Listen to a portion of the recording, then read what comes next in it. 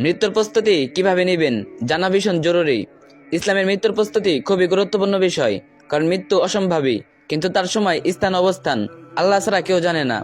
কোরআনে বলে প্রত্যেক প্রাণী মৃত্যুর স্বাদ গ্রহণ করবে। সূরা আল ইমরান আয়াত 185। রাসূল সাল্লাল্লাহু আলাইহি ওয়াসাল্লাম বলেছেন, অধিক পরিমাণে মৃত্যুকে স্মরণ করো, যা সকল আনন্দ ভোগের ধ্বংসকারী। তিরমিজি, ইবনে মাজাহ, সহিহ। আরেক হাদিসে এসেছে, সবচেয়ে বুদ্ধিমান ব্যক্তি তারাই যারা মৃত্যুকে বেশি স্মরণ করে এবং মৃত্যুর পরের জীবনের জন্য সবচেয়ে ভালো প্রস্তুতি নেয়।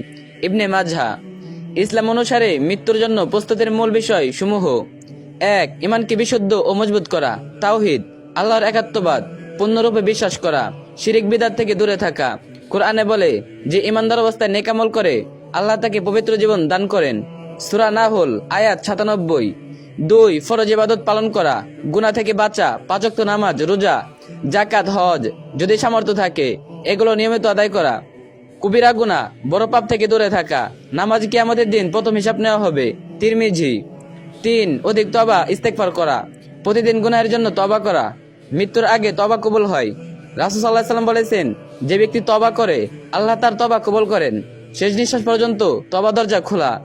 4. মৃত্যুকে অধিক স্মরণ করা, প্রতিদিন মৃত্যুর কথা ভাবা, দুনিয়ার মোহ কমে গুনাহ থেকে বাঁচা যায়। কবর জিয়ারত করা, জানাজায় অংশ নেওয়া, এতে দুনিয়ার প্রতি আসক্ত কমে এবং পরকালের প্রস্তুতি বাড়ে। 5. নেক আমল বাড়ানো ও সৎকর্মে প্রতিযোগিতা করা, দান সদকা, কোরআন তেলাওয়াত, জীবনের দাওয়াত, মানুষের উপকার করা। কোরআনে বলে, প্রত্যেক ব্যক্তি দেখুক সে আগামীকালের কিয়ামতের জন্য কি পাঠিয়েছে। সূরা হাশর আয়াত 18। 6. ওসিয়ত লিখে রাখা, সম্পদের 1/2 অংশ পর্যন্ত ওসিয়ত করা যায়। দান, ঋণ পরিশোধ, কোনো কাজে ব্যয় ইত্যাদি। রাসূল সাল্লাল্লাহু আলাইহি ওয়াসাল্লাম বলেছেন, কোনো মুসলিমের জন্য জায়েজ নয় যে তার কাছে কিছু সম্পদ থাকা সত্ত্বেও 2 রাকাত অতিবাহিত করবে ওসিয়ত না লেখে। বুখারী। 7. মানুষের হক আদায় করা, ঋণ থাকলে পরিশোধ করা বা ব্যবস্থা করা। কারো প্রতি জুলুম, গীপদ, হক নষ্ট করা থাকলে ক্ষমা চাওয়া বা আদায় করা। সুন্দর মৃত্যু, হুসনুল খাতিমা লাভের জন্য অতিরিক্ত কিছু আমল, নিয়মিত কালিমা তাইয়্যিবা পড়া, শেষ সময় আল্লাহর রহমতের আশা রাখা। দোয়া, আল্লাহুম্মা ইন্নী আউযু বিকা মিন ফিতনাতিল মাহইয়া ওয়া আযাবিল কবর, কবরের ফিতনা ও আযাব থেকে আশ্রয় চাওয়া। অনেক আলেম বলেন, যে ব্যক্তি জীবনে আল্লাহ ও রাসূল সাল্লাল্লাহু আলাইহি ওয়াসাল্লাম ভালোবাসা নিয়ে বাঁচে সে তাদের সঙ্গে থাকবে। বুখারী। মৃত্যুকে দূরে কিছু মনে না করে প্রতিদিনের সঙ্গী মনে করুন।